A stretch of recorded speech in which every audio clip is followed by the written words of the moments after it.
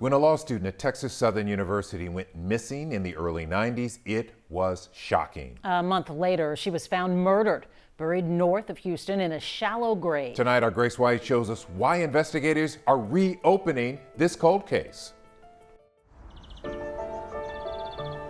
Beneath the canopy of trees lies one of Houston's most historic campuses, Texas Southern University, where 25-year-old Helen Dawn Williams had big dreams. She wanted to be a lawyer. She was in her third year of law school, following in her father, Isaac Henderson's footsteps. How many years have you been practicing law? 62 years. 62 years. Yes. Wow. Was that your dream, to pass the practice on to your daughter? Yes, we talked about that. Williams was an accomplished student, a member of Alpha Kappa Alpha sorority, but her dreams were cut short. One day I got a call from the police, which told me that they found her body.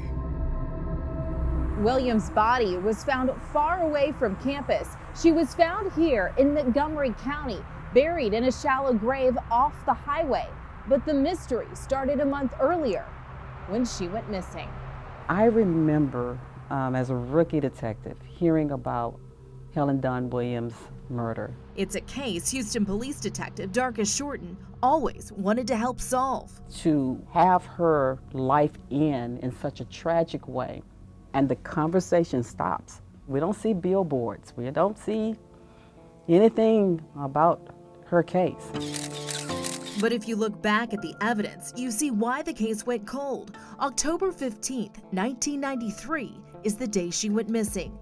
Dawn, as her family called her, lived on Calumet Street, a few blocks from campus, with her husband, Raphael Williams. Police believe that's where she was killed, her throat slashed, but the apartment was cleaned up with bleach before detectives arrived.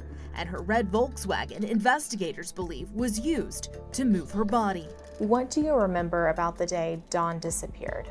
She was a little upset. At the time, Virgie Mouton was dean of students at the law school, and Dawn worked in her office. She confided in me and told me that she and her husband were not getting along. She had given him a greeting card. He tore it into pieces. And she was very upset, and she let me keep it. She just said, please keep it. So that was disheartening. Mouton would later turn the torn greeting card into police. Was her husband looked at as a suspect? Yes, Is he still a suspect?